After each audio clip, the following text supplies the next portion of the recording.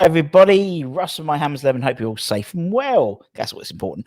If you're new to the channel, please consider subscribing, hitting the bell icon so you're made aware anytime we put new content on. As always, we'd like to thank our lovely channel sponsors, Untuckit. Check them out in the description below. Today's guest, he's been very, very flexible, which I appreciate. It's Johnny McManus. Hi, Johnny. How are you, man? Hi, how's it going, Ross? How's things? Yeah, not bad, not bad. Life's just like getting a bit hectic at the moment with homeschooling and everything else, but apart from that, a bit of a crazy world at the minute. it is. How are you, man? How are you in this weird world we live in now? Yeah, I'm all good. I'm working away, so it hasn't really affected. I'm out in the general public, so yeah, we just keep going and hope we can get back over to Stratford as soon as possible. That's what my hope is. Yeah, exactly. I don't know when that'll be. Maybe next season, I think, now, by the looks of it, John, to yours, mate. But how is everything over there? Because obviously different areas and different restrictions and stuff like that. Obviously, we talked to lots of American guys. What's it like over there, man? Yeah, it's a bit funny because I'm actually right on the border, so between the north and south of the island. So it's just the fact that 5 mile out the road, it's the Northern Ireland rules, and then in here it's the Southern Ireland rules. So it's a bit funny, but numbers are a bit scary, for such a small population. But hopefully people have common sense, and we'll get all sorted soon, But I think it's a big thing of common sense. If with common sense, we could be okay. Yeah, I think if we'd had common sense, we would have probably done a lot sooner, to be honest. Yeah, I think it's a frustrating time, isn't it, when you see some people have different, and like it's even now. It's like I was talking to a guy the other day, and he was saying how, like a year ago, when you saw, like, even before then, on the train, you see sort of the mainly sort of the Japanese tourists with the face masks and stuff, and you're thinking, God, look at those idiots. Yeah. And now anyone who doesn't wear a mask, you look at it and go, look at that idiot. It's totally gone 360 now, isn't it? But exactly. Yeah, it's not good. It's not good. But hey ho. And obviously, do you still do the kids? Or do you still do the coaching for the kids? Yeah, we under 12 soccer team. So unfortunately now it's actually put off now. So yeah. I don't know when we'll be back. It's a pity because with the young lads out, and they love it. And we'd one game, and then we trained for 13 weeks without a game. So it's hard on kids. But the only thing is, it was keeping them sort of sane, getting out of the house one night a week for a bit of exercise and keeping them going. But we'll get them back out. In fairness, they're a great group. I was keeping in touch with them there, making sure that they're watching the football on television and keeping up the tune. So, look, we'll get them back out soon enough when it's all set.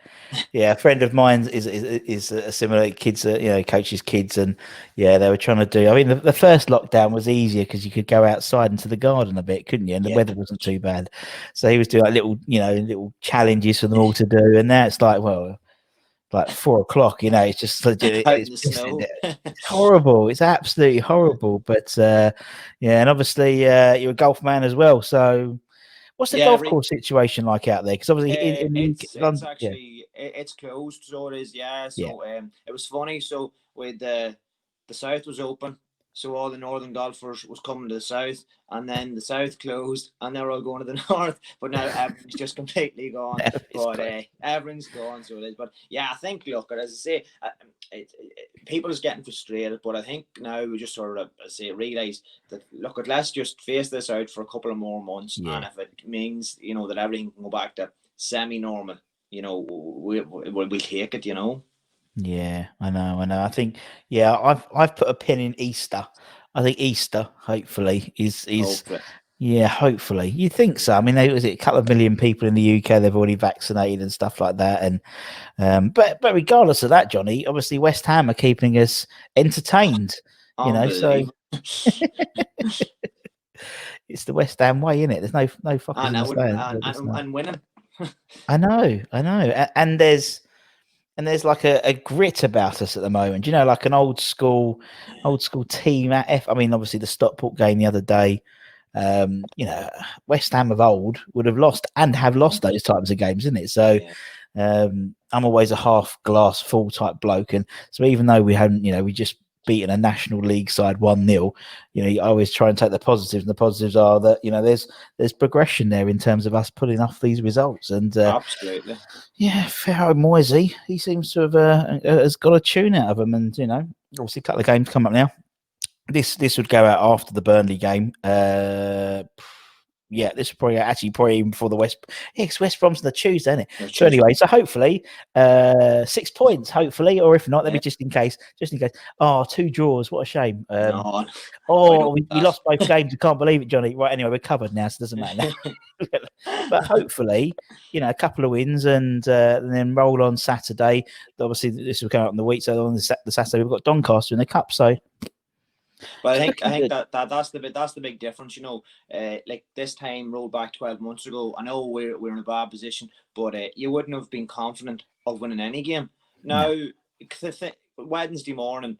Well, I do, and I think many others. You fully expect to wake up with 6 points.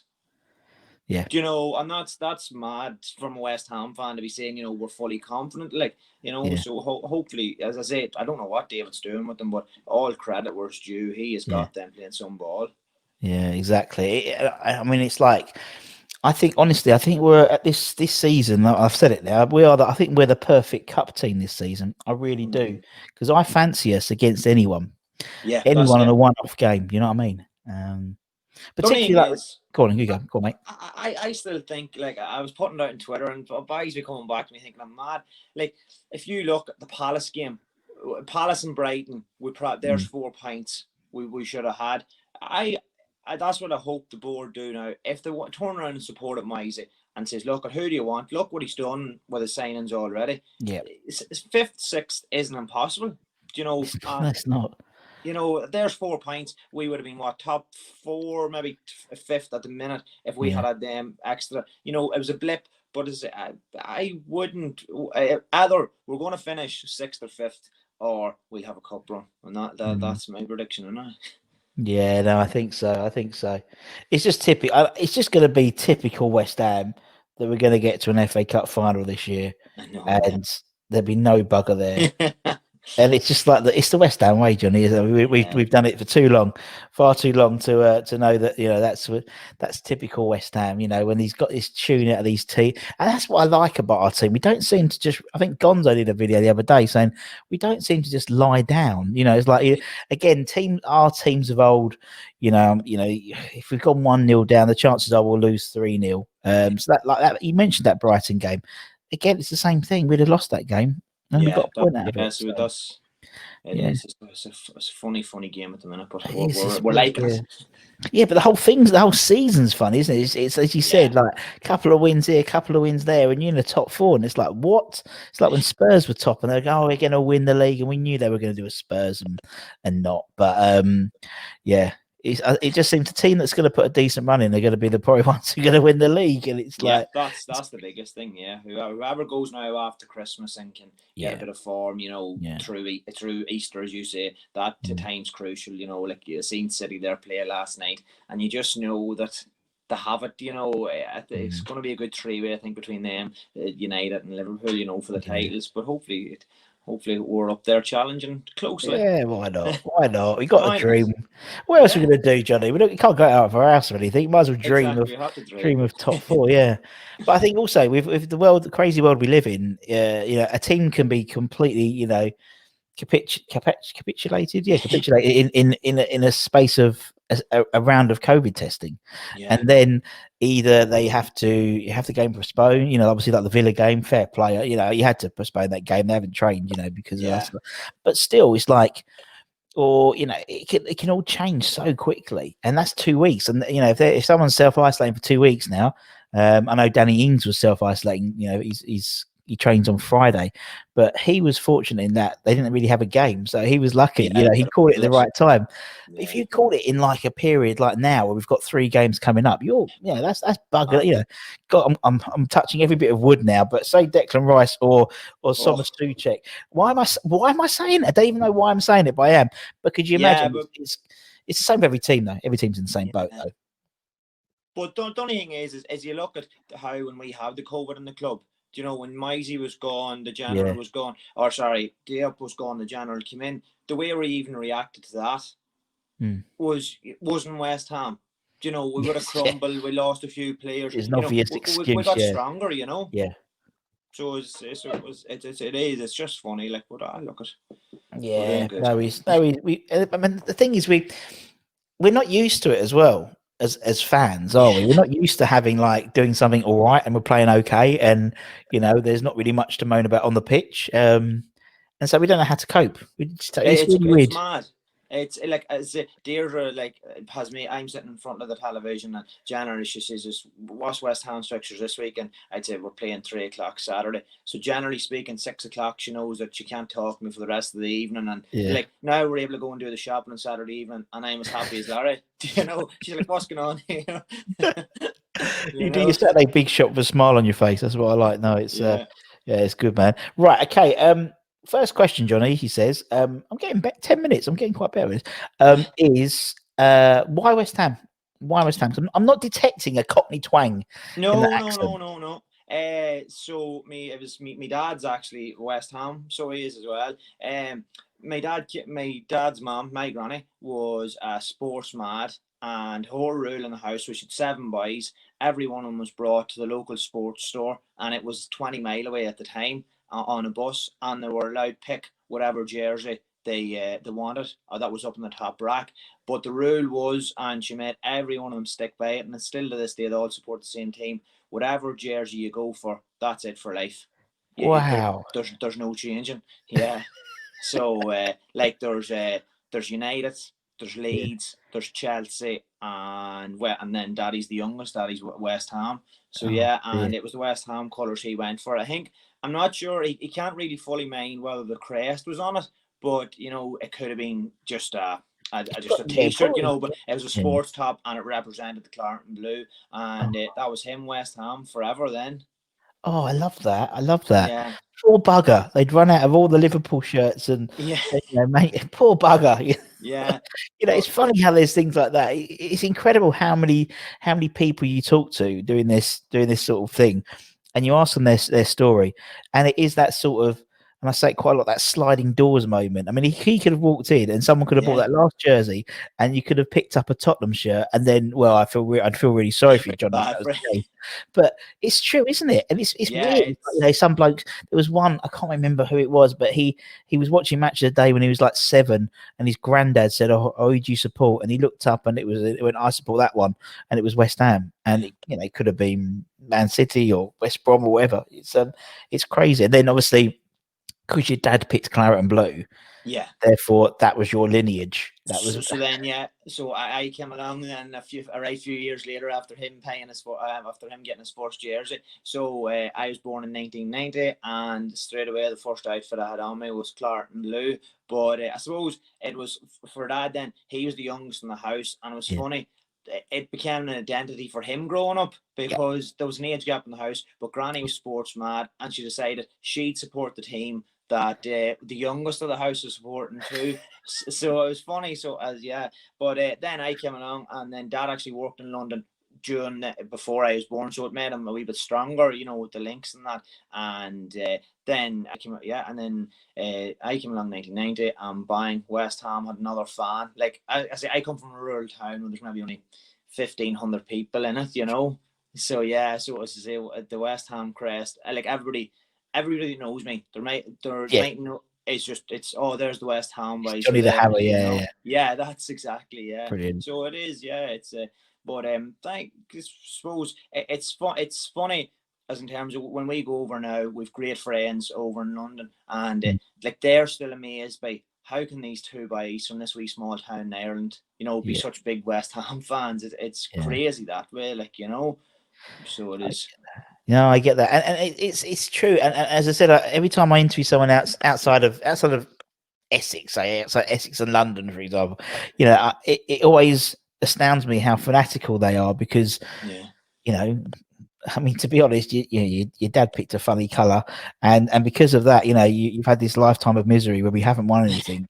But still you're as passionate as anything, and and if it's same with the guys, like we have like guys from Australia who get up at like 4:30 in the morning to watch a game, or do like a YouTube watch along, or same as like Las Vegas and the other side as well, the Indian Hammers, and it's the whole thing is mental. It really has given me this new appreciation of West Ham, the fan base, and how just huge it is. I mean, as you said, your London friends, your West Ham London friends, can't really understand why you two are. It's mad. I suppose I was very lucky as in terms of like my first game was 1988. It was and it was funny actually talking about the colours. It was actually against Aston Villa, so it was and it was a 0-0 Ian Wright score, but it was offside, so it was 0-0. But I've been now to maybe 30-40 games, and home and away. And I suppose once you get over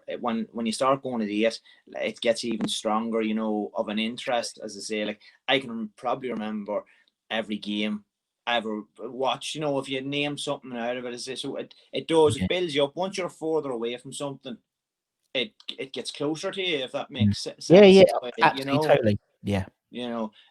But yeah, look, it's great. Like I love being that unique football supporter, that doom and gloom. But look, we'll always look on the right side, Yeah. But it's a funny story for you, like the playoff final against Blackpool.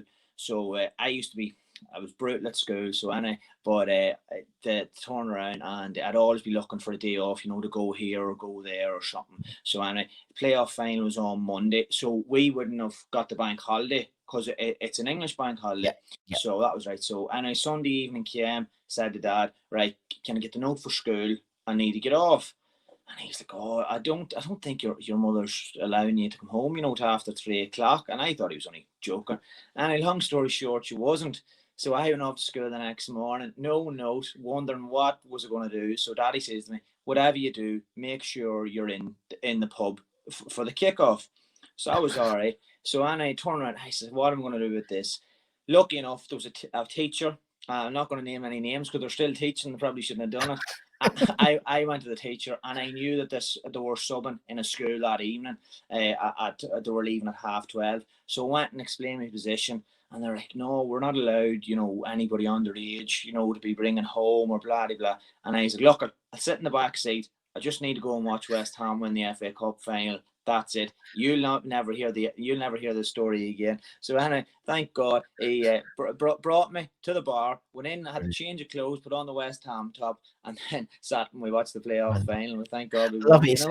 It sounds like almost like something like from one of those sort of spy movies. You were sort of just huddled in the back of a coat over you, crouched in the back seat. Oh, brilliant! That's exactly Just lengths to go. It's crazy. I just it always astounds me. It always astounds me sort of the fanaticism of a West Ham fan. As you said, we're a funny bunch of fans, and as I said, and I think actually, as a bunch, I think thinking about it, we've coped quite well with the whole COVID situation as a group, because we're used to this. We're used to this sort of disappointment. We're used to, we're used to this. Do you know what I mean? In sort of a weird way, we've actually, I think, personality-wise, I think we're probably quite set up, to be quite. We always pull together. We get involved. As you're obviously on Twitter quite a lot, and you see how someone's struggling, someone else, give us a call and stuff like that.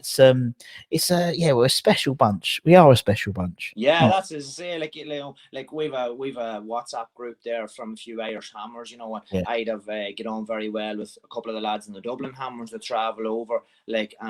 I say, what Jono there, a great man. So he is 7 years of age. West Ham is life. It came to it was his birthday there. Me and John was only met twice, had a few pints, stayed over for one of the matches. I sent him a bottle of whiskey. Do things like that? Just purely West Ham. And as I say, it's different when you go. Like I leave here now. So if I was going to West Ham in the morning, I'd leave home at about 3:45. So it takes me to about 2.5 hours to get to Dublin. So then you're talking then about 6 o'clock when you're there, and then you're generally on the 8 o'clock flight, and then I'm coming back to the door if we do a day trip that night at 1:30. So when you're building up relationships with people that that you're going to be spending the whole day with and the whole lot, it's great that you have people there you can meet, and you might see them once a month, or you might see them once a year, but it's like a best friend for the day, every day, compared to United and Liverpool. I say I've no time for Liverpool after what Stevie Gerrard did to us, you know. That's just like I've cried very few times in my life, thank God. But but most of them actually has been in the wee bar in Newtown Butler where me and my dad watched the matches. Liverpool FA Cup final, getting relegated against Birmingham and losing the playoff final against Crystal Palace, you know. But I'd hate to be United or Liverpool because you know they've this big identity, but they've actually between themselves they've no identity that we have, you know. Yeah, and that's right. I think someone said to me the other day, you know, would you like to win the league or, you know, be like Man City? And I don't think I really would, to be honest, because I think it would just lose our personality as a club, you know. And yeah, we you know, look in the face of adversity. That's what we always do at West Ham, and I think actually there's something special about that. You know, the fact is we are always, you know, the underdog, and we are always looking in the first, and we know something's going to fuck up, and we know that's going to happen. It's in the song, isn't it? It's exactly. I mean, you know, when your war song is about things fading and dying, you know, you're onto a good thing already, really, to be perfectly honest. But yeah, I know what you mean. It's as I said to someone once said that, you know, their son was, when they were young, was sort of wavering, might want to be a Liverpool fan and stuff like that, but he made him stay as a West Ham fan because it was character building, and it's character building. Exactly. It's like my daughter, she knows what's going on. She will say. She once said to me, when she was, I mean, she's 8 now, but she must have been about 6 or 5 or 6. And she said, "Oh, Daddy, West Ham aren't very good, are they?" So I used to come in and, you know, not kick the dog, we had the dog then, but you know, take off series link on match of the day and stuff like that, you know, that day. And she was like, "Oh, West Ham aren't very good." I said, "No, they're not that. They're not Florence. They aren't very good today, but tomorrow they might be. And when they are good tomorrow, I'll enjoy it more because I don't get it every day. You know, if you have a ribeye, a beautiful ribeye steak every day, you'll get sick of it, and that's the way I see it. So I just like steak once a week. That's all I do, you know. along with 3 pints. Yeah, exactly. Yeah, that's all I ask. That's all I ask in my lifetime. But yeah, it's very, very true. But what I was going to do, obviously, we're going to do that Hammers 11, Johnny. So obviously, everyone we have on the channel, we ask them to do their Hammers 11. The only rule, I mean, you can pick whoever you want, but the only rule is you have to be alive to have seen them play. That's the only rule. Now, I think Irish Tommy tried to do an Ireland 11. He did all right. He did put Declan Rice in. I'll be honest, because it's his birthday today too. Yeah, to be honest, yeah, exactly. And afterwards, someone gave him he couldn't think of what was it? I think he put one centre back in, and he couldn't think of another one, and everyone sort of piled in afterwards, you know, on all the comments on the YouTube afterwards, which is quite funny. Yes. But you can pick whoever you want, man, whatever criteria, but you have to be alive to have seen them play. That's the only rule it is in place, Johnny. So, right, let me get my bit of paper out because I like to make notes. Right, okay, so who is going in goal for the McManus 11? Very, very tough call. I was going to go for Rijkaard because he actually only lives 20 minutes down the road, so he does. Does he? I'm trying to. If you see him, tell him I'm trying to message him on Instagram because I want him to come on because I get in touch with him. In fairness, actually before the FA Cup semi-final, he was home injured, and I went down and met him, and he gave me a load of signed gear and all that. He's a top guy, lovely fella. Yeah, he is. But unfortunately, he might be a nice fella, but we're going to go for Shaka Hislop. Oh, Shaka. Yeah. Lovely bloke, Shaka. Yeah, so first game, what call he was, and then I suppose, you know, he went away and then he came back, and he was, you know, he was always a good, strong, solid, you know, fixture, you know, because we've had a good thing. We've always had either a good, decent keeper or other real you know, there's always been a dodging somewhere in between, like, you know. And then I was looking over them, so you'd him and James and Robert Green, but no, we're going to go for Hislop.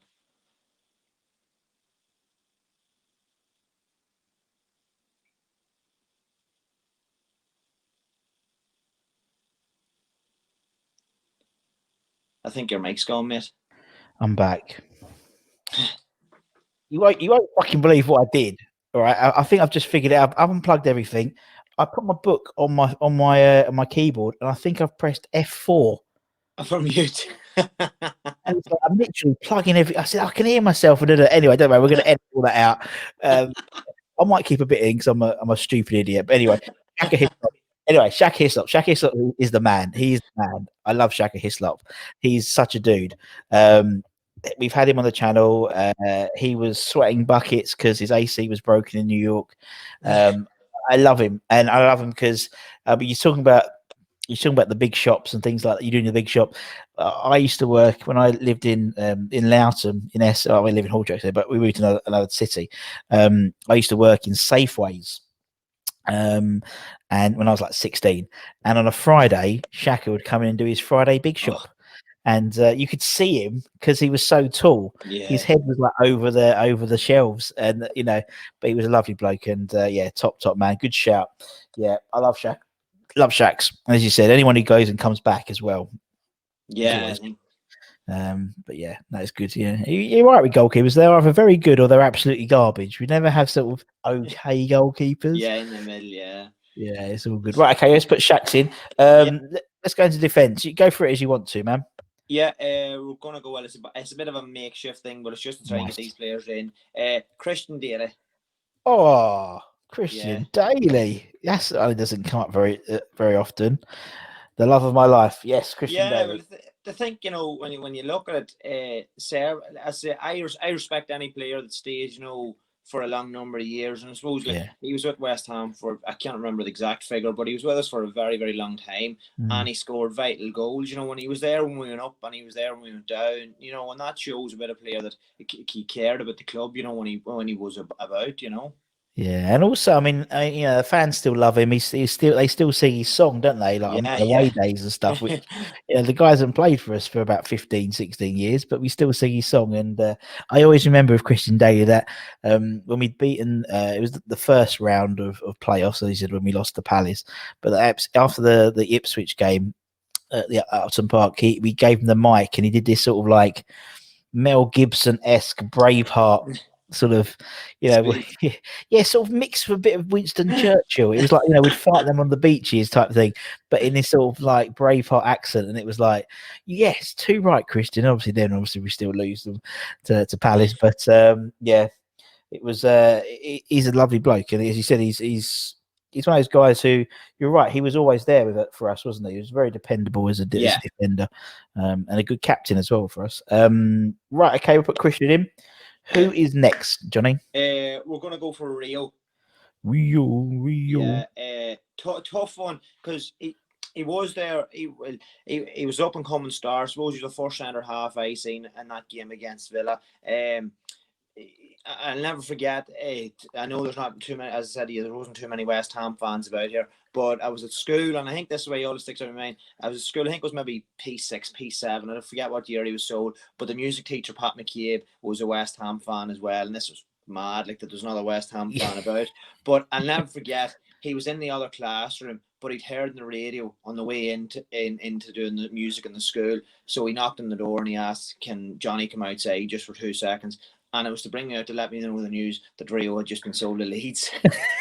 So, and I was gutted, but I think the reason why I picked Rio was he was top class for such a youngster, but then too, people tend to forget the money, it mightn't have been spent all wisely, but actually the money that came in that time for him actually did an awful lot for West Ham. Yeah, going down the lane, Yeah. Very true. So and you're right. I mean, I think he was one of those players who, obviously, we've interviewed lots of ex-players and stuff as well, and even at a young age, they knew he was destined for greatness. Yeah.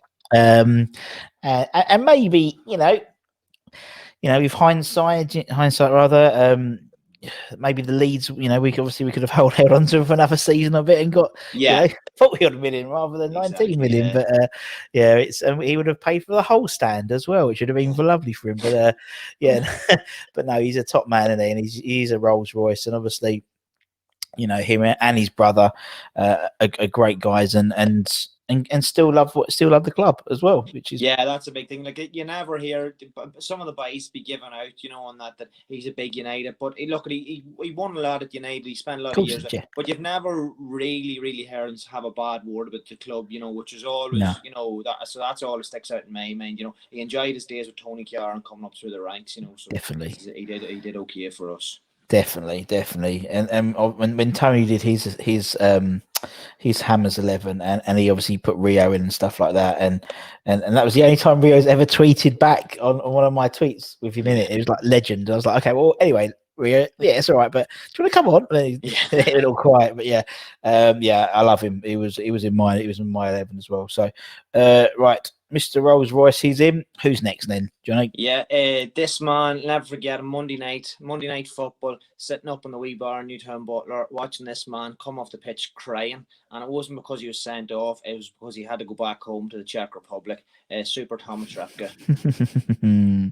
Yeah, bizarre man, isn't he? I think he's one of those funny players who just like West Ham and him just worked as a duo. I think the reason he was crying, and hopefully we might get him on soon, is I don't think anyone's ever sung a song about him. Do you know what I mean? It was like he was at Florentina, and when we all sing, and everyone was singing Super Tomas Repka, but it was going for like the whole that second half, and it must have been like so emotional to hear your name being sung.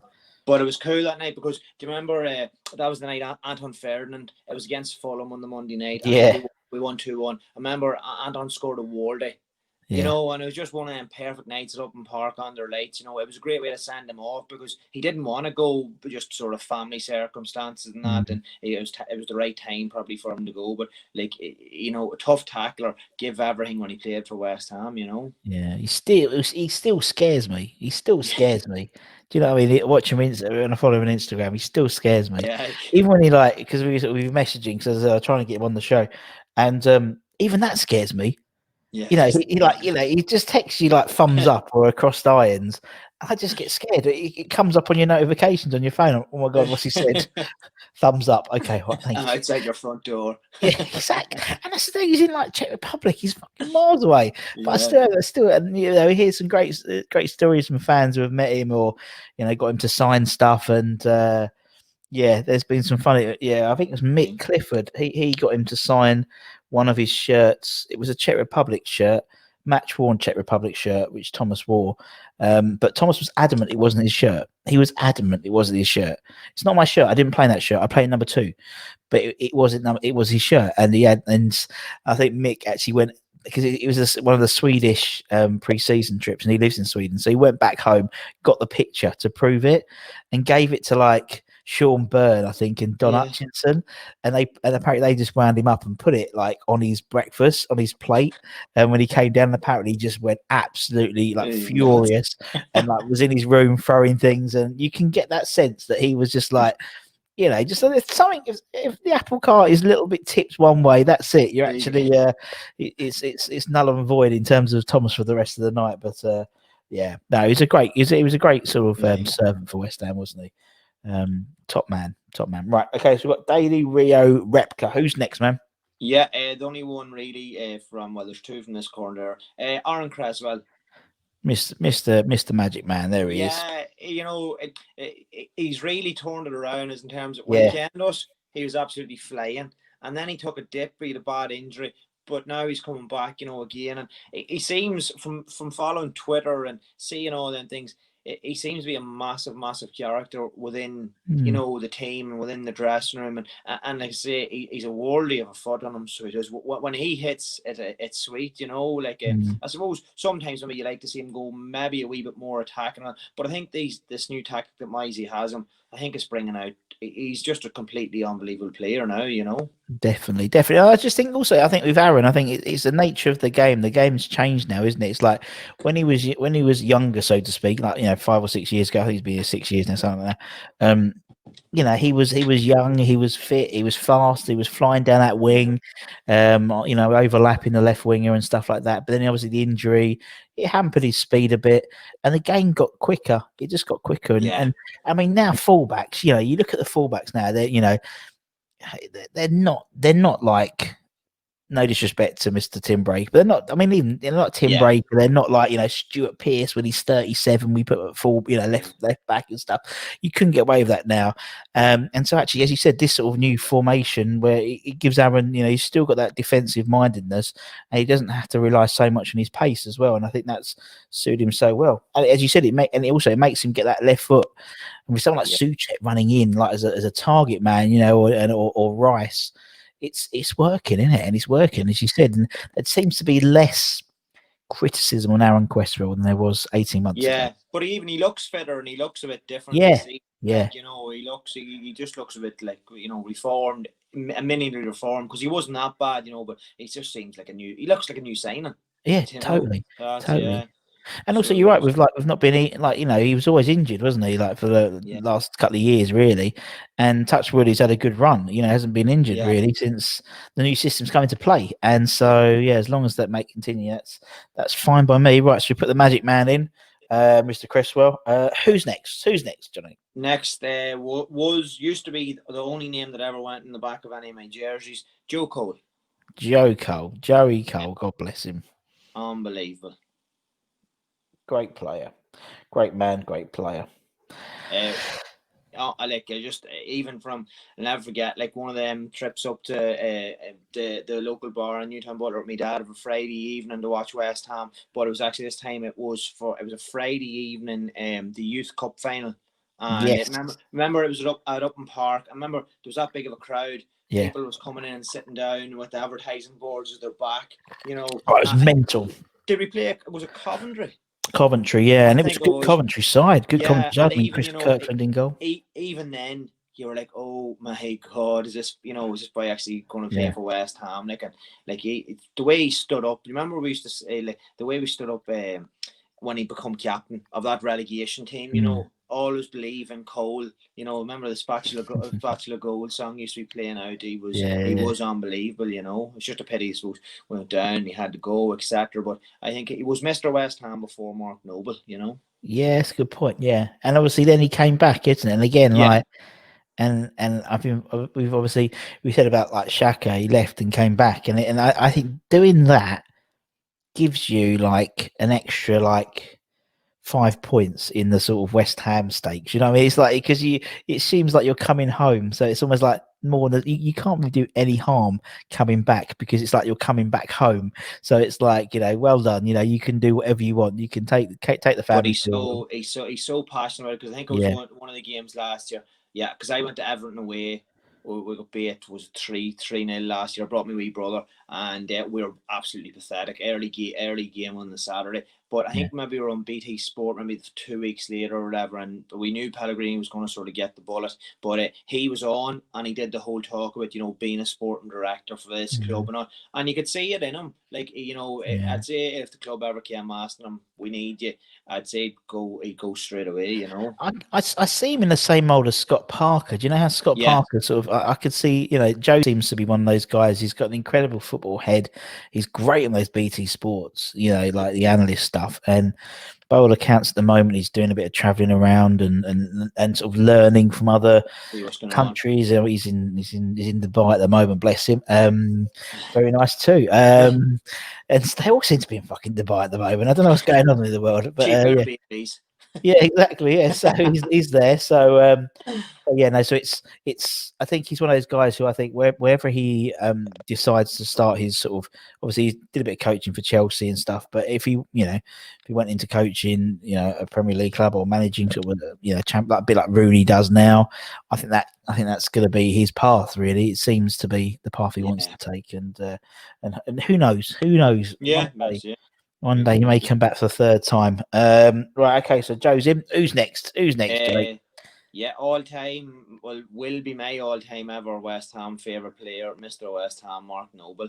Every jersey I think from he started playing, I won't get anybody else printed on the back. So every jersey I've bought in the last 10 years has been Mark Noble on the back of it. He's unbelievable. But I suppose my only bugbear, and I suppose people will be listening since Jesus, people, the amount of abuse he gets. for being like, I can't get over on Twitter. That's the only thing. At least it used to be great. CFAX 302, and that was the only news you got. Now it's like Twitter every 2 seconds. But like even Monday night, a prime example, sticky old game, wet pitch. It was hard for Lanzini and them guys to get involved. Mark Noble was head and shoulders above the rest, even like in his 30s, and I think we get an awful hard time from the West Ham fans. But he is like he's he bleed Clarton and blue, Yeah, no, he does. He does. And actually, I was on young Jake Cox's show. Well, I was listening to it, and I like to get involved. On West Ham Unofficial, and he was talking about. They had a couple of Stockport guys on there, and that game was just perfect, Mark Noble, because it's like it wasn't pace. It wasn't at a stupid pace. It was old school. I mean, I made a point to say, when was the last time you saw a proper sliding tackle in the Premier League? I can't remember. He must have done half a dozen that game, like proper old school, where you just almost go into the hoardings. It's like one side is, old. Obviously, you probably see it with the kids. One side is all completely brown with the grass coming flying up. When exactly, yeah. And it was like, yeah, go on, Mark. And that was good, as I said. And I think he's, I think he knows his role now. He's a 20-minute man now. I wouldn't necessarily start him. I don't think he's a starter. No. I think he comes on. He sort of for 20 minutes to go and just tightens it all up. And I know there's a bit of funny. Some people a bit funny about when he comes on the pitch and Dex gives him his armband, and I think that's fantastic respect, and that shows how much respect Declan Rice has for Mark Noble and how much of a great man he thinks he is. Yeah, because he's like as Declan Rice is becoming the midfielder he is, because hopefully people will appreciate this, because he's learned stuff of Mark Noble. Yeah, definitely. That's in my that's the way I'd be looking at it. Maybe I'm wrong, but no, I agree. That's my thing. There's this circle of life, and Mark Noble learned how to be a captain and a player from Scott Parker, and so I think there's this. People moan about Scott, and I think actually, he's molded Mark Noble, who's then molded Declan Rice, and and I think it's. I imagine he'll have an extension until next season. And then probably because you can't just let no, can't just let him go with no fans. There's not like every crisis that we've ever had, he's been there. As a standing for the fans, standing for, and I think that's why he's vitally important that whatever he wants to do for the club going forward, I think should be totally looked into. Yeah, definitely. I liken him to like Doctor Who in that he regenerates himself. So he's like gone through about 7 regenerations of a player. He started his box to box, and he went to now he's still playing a number 10 role, and it's crazy to think that. But he's a great, and obviously speaking to people about Mark and people who've worked with him, whether it's coaching or whether they've played with him, that they talk about what a great man he is, and just a great captain and a great leader.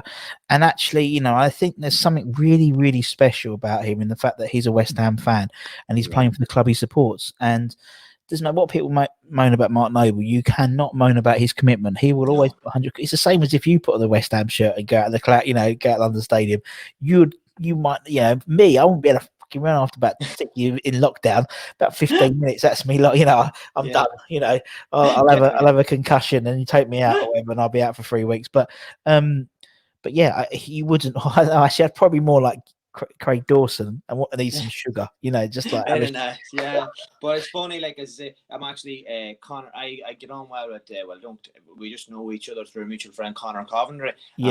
Great guy. Like, and I says they sent me this top, so it says I was wondering. It's the usual number to have on your shirt if it wasn't Connor. But as I'd always say to him, when just chatting about things and I would say, if you're 30 or 40% of what Mark Noble did for West Ham, don't worry, we'll all be happy. That's the thing. And I think that's the thing. I think Connor's he's been injured and he's coming back again soon. And I think I think tactic. You think with someone like Snoddy going, that frees up that spot on the bench for Connor Coventry to come in, and I think he's the guy I think they see as he's the next sort of youngster coming through properly. Obviously, he's had sort of bits and starts and with injury and stuff, but with Mark, it's funny. My good friend of mine would be the Republic of Ireland under 19 manager Tom Moan, and he said if Connor keeps going the way he is, He says this is a massive statement to make. He said that he'll be on par with Michael Carrick.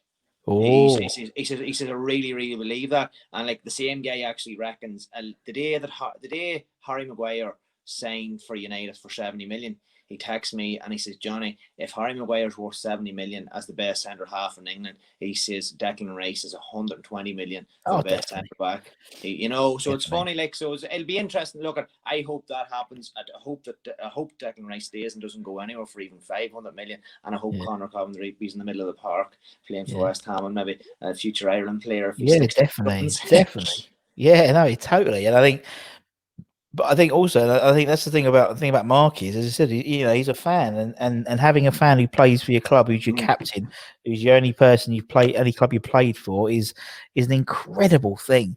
I mean, I was obviously fortunate enough to still be at London Stadium every game, and I had the pleasure last season of watching. Well, not really watching him, but I was like, I wasn't really paying much attention to the game, but I was watching Mark Noble, I think it was a Chelsea game. We won 3-2 and Yarmouth scored like the last minute, and he wasn't playing, so he was sat, in the disabled area because there was all the seats are spaced out in 2 meters already because of the wheelchair access. So he was there, and David Martin, and he was watching it like you were watching it. He was watching that game like a fan, and when someone says, "Oh, he's a fan," oh yeah, whatever, but for that, I was like, do you know what? I know he's a proper fan, but I've seen it with my eyes now. Yeah. He was watching the game.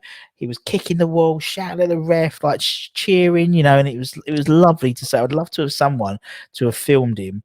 It's like one of these sort of men at the end of his career. They could watch it just doing, a good goggle box type thing. Yeah. It'd have been brilliant. It wouldn't know. It could be hidden camera. Maybe it has done. Yeah, no, I wouldn't think so. Not because you can only have 300 people in the ground at the moment. So yeah, I don't think no disrespect. I think they'd waste the cameraman on Mark where they had like all the different angles of like VAR and shit like that. Yeah, but right, we'll put Mr. West Ham and Marky Noble, Mr. Modern Day West Ham.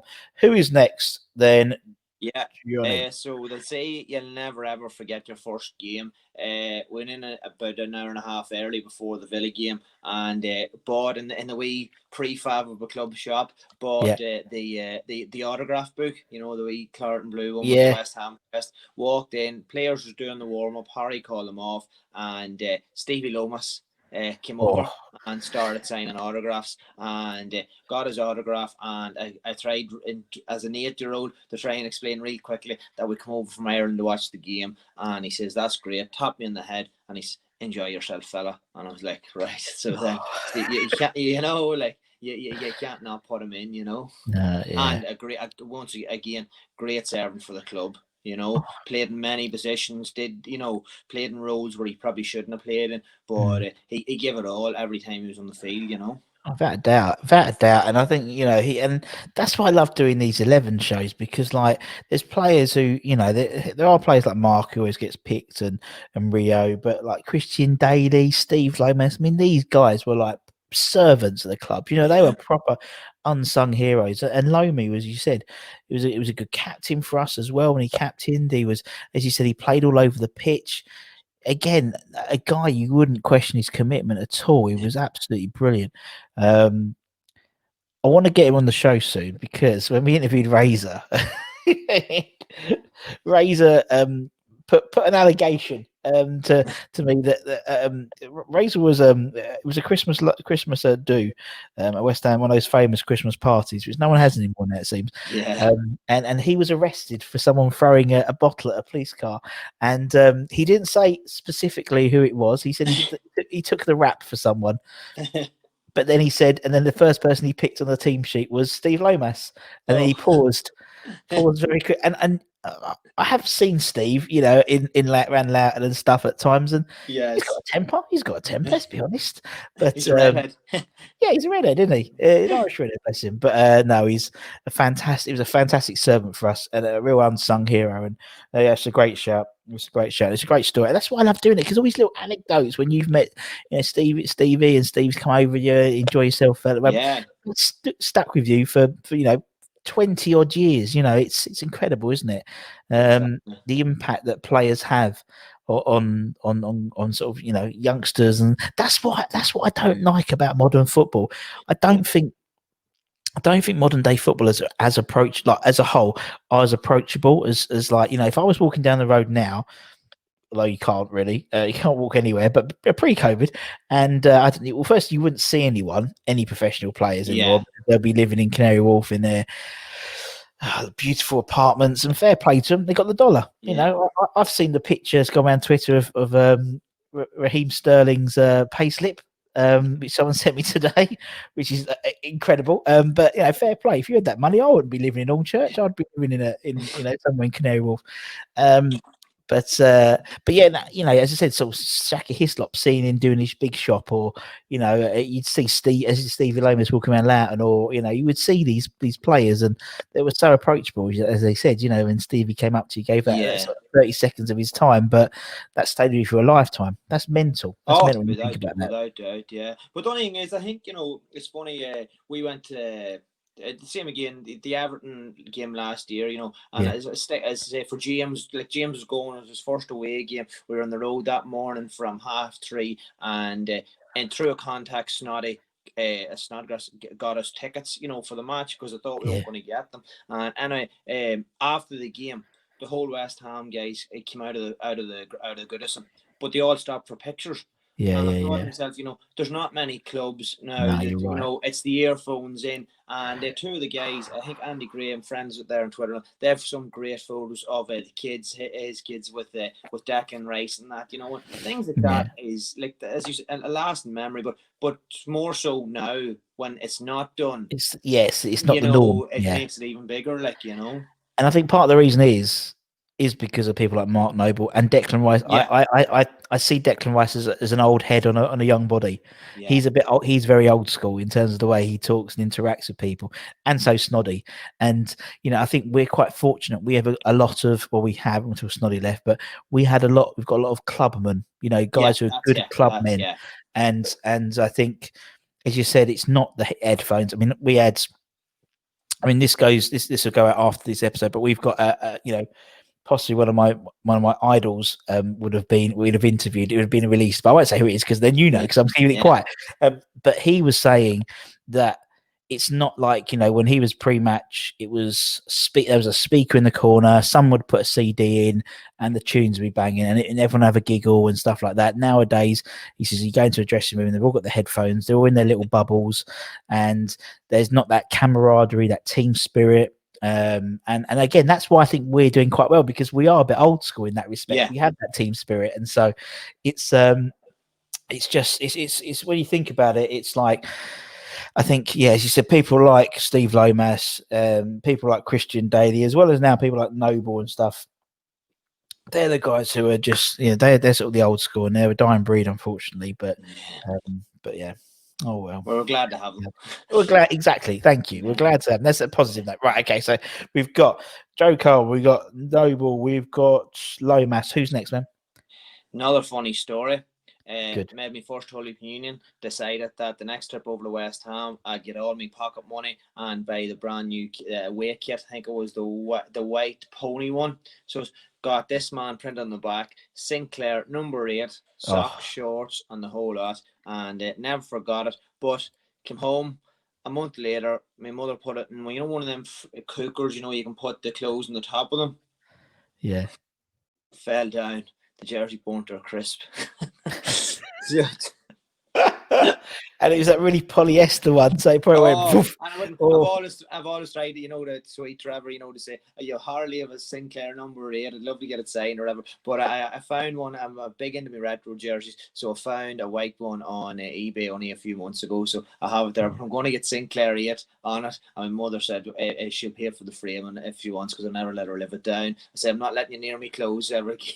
Yeah. But on the football terms, it's still, I just remember that pass into Di Canio, for that against Wimbledon. Unbelievable. Same again, Trevor, up and down the wing, commitment to the club. Still to this day speaks about West Ham 110% with good words. It was part of that team, there, Joe Cole and Lomas and Sinclair, the Intertoto Cup team. When we were flying, and it's the same again. We weren't afraid of anybody because we were playing that good of football. we take on anybody. Yeah, it's a good point actually. Like looking back at that in comparison to now, because obviously we've had Trev on the show a few times actually. Trev's, as I said, he's like again, it's one of those weird ones. I mean, I'll show you. I've got my 11 here. Wait up. So this is my 11. So I got it all done up by Steve. It's lovely. And yeah, there he is. There's the man. He's in my 11.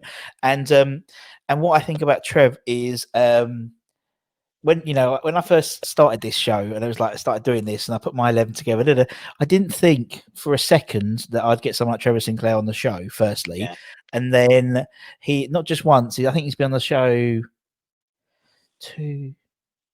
at least twice he's been on the show, and it's mental because he's genuinely the nicest guy in football. He really is, and he's absolutely passionate about West Ham as a club and its supporters.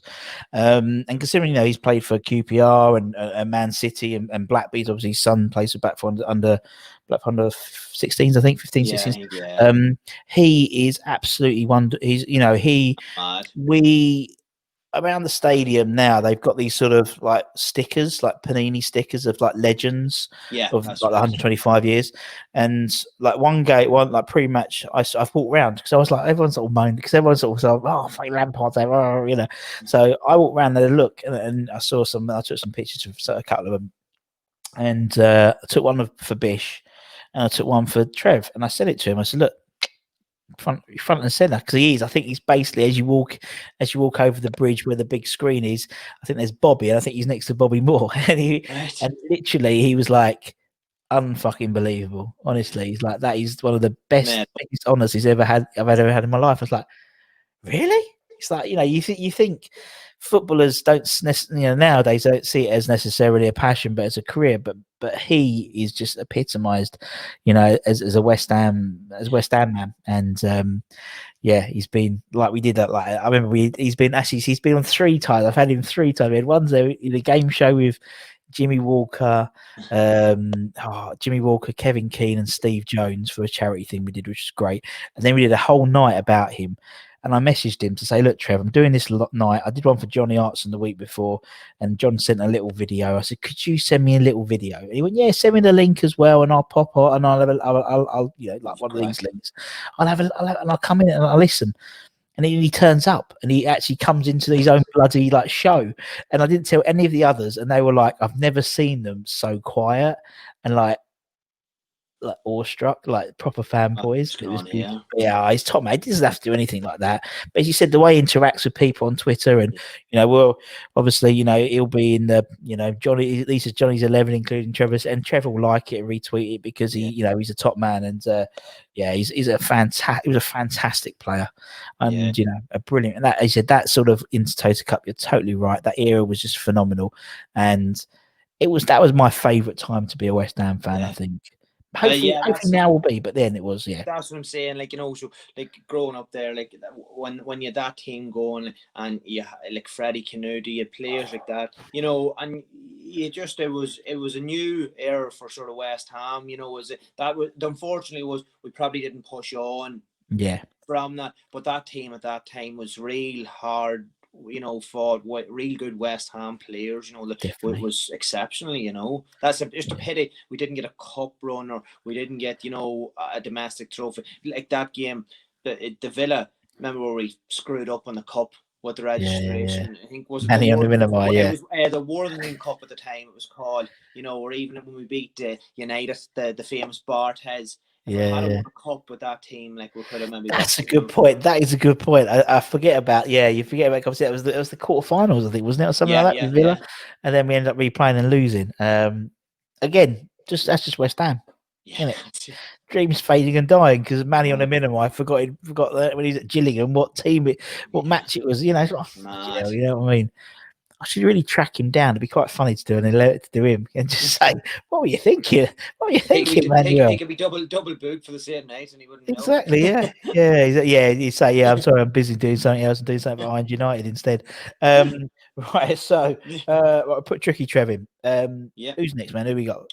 The one and only Paolo Di Canio. Yeah.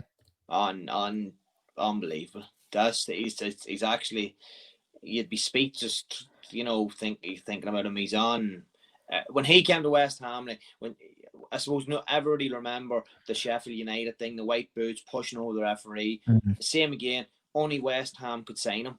This absolute nutter, and what he become for our club was just unbelievable. Like we'll never see the likes of him again. Well, we did with Dimitri, but only the terms he left on. But different as well with Payet, I think. Yeah, just like as to say, he what service he gave us and like the things he did in the Clarendon Blue short was crazy. Yeah, it was, and you're right. I mean, and it's like I always think that Payet's probably technically the best player I've ever seen at West Ham, but I think for me, my favourite player was Di Canio because he was technical. Maybe not as technically gifted as Payet, but he had that passion and he had that entertainment value. And in all honesty, football, it's about entertainment, and that's why it was so important that we had the Premier League back up. With COVID and stuff like that, it's important that we were doing the Premier League because people want to be entertained. And that period, you'd go to a game or you'd watch a game, as you said, or when you did sort of get at silly clock to fly over and watch a game, and you didn't know what was going to happen. Yeah, it was like, and for what Paolo's going to turn up today? Is it going to be the genius? Is it going to be the impetulant child? Is it going to ideally you want a bit of both. You want a bit to really have a good soap opera. You want him being on top form but getting kicked all the time, and then being like the petulant little kid afterwards and doing the Mamma Mia and stuff like that. And no, he was brilliant. Absolute box office. Yeah, just like even then. Remember you refused. Was it you refused to go to Newcastle or Sunderland? So he did. Remember, it was a bit crazy. Yeah. He wouldn't go. And then remember we played Sunderland in the cup real early one morning. I think it was the same year that actually did we beat United and then did we get Sunderland? We played them away. I can't remember. Someone will say it in the comments. So don't worry. And he came like it was on something like that. But that goal against Wimbledon. Like that'll be when we're dead and gone, and when the next generation's dead and gone. Like that was just between him and Trev. That was perfection. Well, that goal, right? We had Ian Foyer on, former reserve team goalkeeper, big Ian, the big American guy, top bloke, and he takes full credit for that goal. When I was interviewing me, we talking about his 11. He went, Paolo Di Canio. And by the way, Russ, in his Yankee accent, I take full credit for that goal he scored against Wimbledon because apparently Paolo was doing it in training on the Friday, like trying it. Yes. And he was hitting it, and sometimes he weren't, and sometimes he was. And then he made Ian stay for about 3 hours after everyone else had finished. He got some youth team bloke to just literally lob for 3 hours. 3 hours he was doing it. And apparently, although I haven't watched the clip because you don't see the clip, when he scores, he does the, all that. Apparently, then he runs down the touchline and points at Ian and says, "That's for you." But I can't find that bit anywhere. I'm not saying he's a liar because he's about 7 foot, but then I could see that because, you think about that, the construction of that goal. Unless they've been practicing that, Trevor would never have thought about putting that ball like that across. Do you know what I mean? So there was always, and Trevor said, we were practicing that type of thing in training, but I think that's how that team, you'll always think of the Fila jersey and the stripes. And it was one of they were liable to do 5-4 v Bradford. They were, you'd still Frank was still with us. For the team they had, one day they could have beat Madrid, and the next day they could have lost to Bradford. They were a crazy, phenomenal team. Yeah, and I mean, H says it. We've had H on the channel, and he's like, that period. He goes, if we just done this and did that, he says we would have. He reckons we would have done something. And I mean, Trevor as well. When we finished that season 5th, he said, if Harry didn't let us go out every Tuesday night, who knows? Yeah. But then talking to Razor about it, I said, look, that's what Trev said. He went, but at the end of the day. Probably. Yeah, he said it helped. And it means that I wouldn't. I know I was going to have a beer on a Tuesday, so I wouldn't have one on a Friday, Saturday night. Because I knew it was coming on a Tuesday. And it's like, you sort of both sides. But yeah, again, it was just a fantastic time to be a West Ham fan. And again, they're just the personalities. You said Di Canio, Sinclair, Moncur, you had, Razor, you had some great Ian Wright, you had some great that sort of period. Oh, Pierce. I mean, he's in my 11. I thought he was, as I said to someone before the other day. I love a centre back who can play up front. It's always good for the old fantasy football league or like Championship Manager, isn't it? Like him and Never Chris forget that Sutton. game against Spurs. Remember Oh, it was a Sunday midday game, and him, what do you call it? I'll never forget BBC 5 Live, and Ian Pearce has now moved up because of the injury crisis, and like, yeah. did he score that day? I think he scored. I'm Yeah. pretty sure. Yeah. And I love that. It was good for the old fantasy football league, and Yeah. it's always good on Championship Manager because you can throw him up front for 5 minutes to go. Him and Chris Sutton, but the great pairing because you could put an auxiliary forward straight away. But yeah, Twin Ian Towers. Pearce, yeah, it's fan. I love it. Oh, it's so fun. That's why I love just chatting about the old days, and you forget, as I said, like people like Ian Pearce, he deserves it. I think he's head of recruitment at West Brom now. Well, he was. I don't know if he's still now. I don't know if he's still now because he obviously with Slav and Julian going. Yeah. But maybe he might be there next on Tuesday. We never know when Big Sam returns. Right, so we'll put Di Canio in. One more spot. Yeah, one more spot. I think. Do you know who we're going to bank? Yeah, last one. I was going to put anybody here. I couldn't think of who, but there was one man that I want to get included, and Big Bad John. Ah, you're a like merchant here because John's a big fan of the channel as well. So you've done well there. You've done well, Big John. I'll never forget. I suppose it was on with Rio's money and that. Yes, one of them things. I'll never forget. Him and Kitson been saying. I think I put it up on Twitter there. I think you seen me tweet last night. You'll never forget one of them signings from West Ham. The Kitson and the Hearts, and they just gelled straight away. Like the Monday night v Spurs. Remember Julian smashed the penalty, and it was too. It probably. Sacco and Valencia maybe was going to be a good pair, but never really worked out. But I can't think, and people will obviously comment differ, but that was probably one of the best strike forces we've had. In the modern era, Kitson and Hartson, they're unbelievable. And it's the same again. The move came at the right time for John. West Ham came at the right time for John Hartson. Yeah. I think he said that in his interviews before too. He was getting fed up at Arsenal, and it gave him a new lease of life. And I think he got on well with us so well, and it showed in the football field. Yeah, he did. Yeah, he said. I mean, when we had him on the channel as well, and he was saying that because I was talking about obviously going Joy, because I think he was our record signing, or it was like, or there was something. It was like there was a, I don't know. I think when he left for Luton for Arsenal, he became the world's most expensive teenager. I think, and then he became our record signing. He went to Wimbledon, was Wimbledon's record signing as well. We either sold him for £7.5 million. Yeah, I think we sold him maybe for I forget what it was. Yeah, I remember something like that. All right. Yeah, sorry. So he'd always have that sort of mantle of some sort of record. He said so. It was a bit of a head fuck, to be perfectly honest, all the time. And yeah, I mean the first season and that first full season. He was just unstoppable. Second season, he got a bit in, a little bit funny. Got put on a bit of I can't really speak, but he put on a little bit of weight and stuff. And by his own admission, he'd sort of clocked out a little bit. But he was just. When he was on, and we did a night for him as well, and we saw it with all these goals, and they weren't. I mean, I had this perception of John's goals always being like bullet headers, but they weren't. Yeah. They were like it was a lot sort of drives, and a lot of times he'd hit the ball so hard the keeper would get something to it, but it wasn't enough. But he spoke about that Tottenham goal, saying when he lined up when they went through the tunnel, he knew he was going to score. He's like, I saw Campbell's name on the team sheet, and I had his number, and I knew when that ball came over. He said, "I'm going to smash." He knew what he's going to do, and he's going to take Campbell into the net as well, and he did. And his agent went, if you score, grab the badge and kiss him." That's what I heard him say, yeah. And he went, to be honest, I completely forgot, but I did it. And then my agent went, "Oh, well done." And I was like, I didn't remember, to be honest, but yeah. Top bloke. And when we interviewed him, go back and watch it because he does the crossed hammers and his arms are like he's been working out. Massive, like bigger than my thighs. Absolutely massive arms. Yeah, and I think he's on Twitter though. I think he got a new knee replacement, or he got something. He did, at the moment, yeah. Yeah. Yeah. But is it but the goals he scored, and the same again. Like, I think from that team you'll see that I was into sort of a. And not an oldish team, but like going back a few years, but even the madness like of him and Kitson signing together, like, and straight into the squad when like that. We were lucky in that generation because we were probably you'll never see that in football again.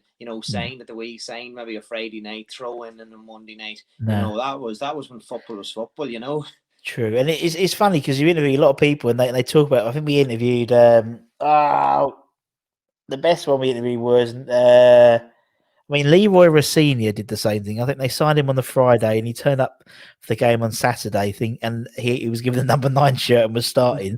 Neil Mellor was the best one. Because Neil Mellor, we'd signed him on loan. Road would signed him on loan. Even the boss wasn't he or something? Yeah, he signed him from Liverpool, and then he said they were playing Preston, and Roder went, "Oh, don't bother coming down and going up with it. We'll pick you up in."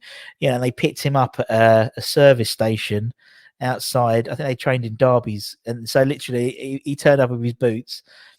He got onto the training field on the Friday, and basically Roder said the team, and he was starting, and he hadn't even got onto the training pitch yet. So he'd already fucked off David Connolly because he was. I remember because that was and I remember going to me aunties to watch the game because it's Sky because obviously we couldn't have Sky because the country we didn't have the satellite for, but we went into town and watched the match, and the first thing because. The Division 1 obviously started the week before the Premiership, and the next morning it was the papers was about Connolly going to quit after one game, or Connolly if you don't use me, lose me, or something like that. It's brilliant. It was brilliant, and he just said, Neil was a lovely bloke, and he just said that whole sort of period, Glenn Road, he's like we once got changed. He says we once turned up to a game in our kit. We was playing Rotherham. We got changed, and he didn't. And Road didn't fancy the changing room, so he made us change. Made us change in the hotel. And he says, and then can you imagine if I did that, and then like the Rotherham lot were like, is our changing room's not good enough for West Ham? It's like they already got them up against us. It's like he just didn't think as a manager. But no, I love it. And it's as you said, sort of signing someone on a Friday and then starting on the Saturday. It's especially at 2 as well, Kitson and Artson. But that's a phenomenal signing, wasn't it? As you said, like. In terms of partnership, after McAvey and Cotty, they're probably in the modern day. That's it, isn't it? It's them two, and so you can't really think of any horrific, because Di Canio had no real partner or such, like one chump with Paolo was there, but there was no real connection, so because Di Canio could have been down any end of the field, The one that would have been, which never was, which I think they played like 3 or 4 times together, was Ashton and Bellamy, because that was the plan clearly. But nowadays you don't get a pairing, do you? Now it's like in the modern day you don't get an SAS, or you don't get a. Or so I can think of the top of my head, SAS, or you don't get those sort of, pairing, anymore now, isn't it? Well, it's just I suppose going forward, it's probably like Antonio's playing that role unbelievable at the minute. But I suppose as a fan and as someone that wants us to progress, I suppose you'd love us to find that striker that is going to get us even between 15 and 20 goals, because we've never really had one, when obviously we all hoped it worked for Haller. I liked the guy, it just didn't work out, and he scored tonight. Yeah, I've seen that. Yeah, but going forward, if we want to win competitions, we want to win. I suppose that's where I'm hoping the board, come in and say to David, look at who we trust you. Go out and get us a goal scorer, because that's what we need. Yeah, I mean, I remember when we signed Chicharito, and I thought, this is the guy. This is it. Yeah. This is the one. And then you think he got him and Andy Carroll up front. Oh, I'd have some of that, but like never worked. They never played together. But it's one of those things that's always eluded us, isn't it? And every time a striker goes, all the stats come out and how many strikers we've had and and now it's unbelievable.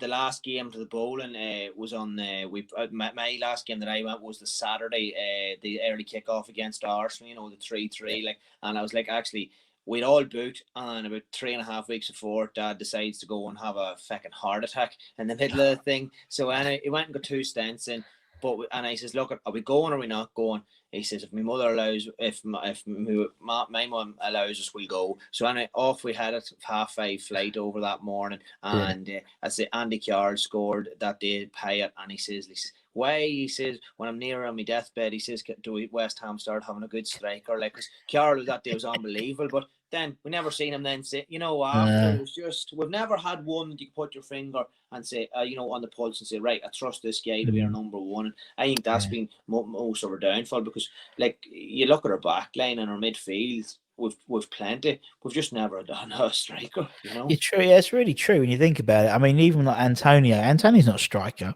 No. He's like he's sort of filling in a bit, and it's like if you had a strike, I think it'd be scary if we had a striker, because I think the amount of time, amount of chances. I think about that Man United game a few weeks ago, and the amount of chances we had, and just we couldn't bury him, and we'd have done United that day, no problem at all. That particularly at first half before they put Rashford and Fernandes on, and that's something which has been a bit. I was going to say pandemic, but that's the wrong word. But epidemic. In the last sort of this season, we do create a lot of chances, but we just don't have the person to put it in the onion bag consistently. I mean, even like everyone was talking about, we should get Ollie Watkins from Villa. From before Villa got him. She got from he scored a few goals, but he's missed a few sitters. I know a lot of Villa fans are fuming about him because he misses quite a lot. And I mean, they had Tammy Abraham, same bloke. He scored 20 odd goals, but he must have missed like 70. It's the City game was on BT Sport last night. I was sitting watching, and same again. City was getting Foden was getting chance in after chance, and same again. They talked about this fake number 9 or the reverse number 9, and Steve McManus. Now sometimes he's coming out with pure tripe, but he made a good point. He said, he says that's what they're missing. Even City. That's what they're missing, a natural striker. Aguero is there where no one else knows to be. I think if we get one of them, like we'll be all right every season. Everyone wants one though, isn't it? Everyone wants one. As soon as we have a sniff for someone, then someone else will come in and I'll put £2 million more and 50 grand more. The problem is if we have a sniff of someone, the whole world knows about us. That's the trouble. That is the trouble. Yeah, It's like we all know we want to get Dia, and it's like and obviously this will come out. We could well have signed him, or someone else could have signed him by now. Who knows? But it's one of those things with West Ham. But you're right. I think everyone wants that striker, but the old false nine. Big Sam was doing that years ago. Yeah. Big Sam was doing that years ago with Mo Diarmi and whatnot, and we turned over Spurs with a false 9. But brilliant, Johnny, man.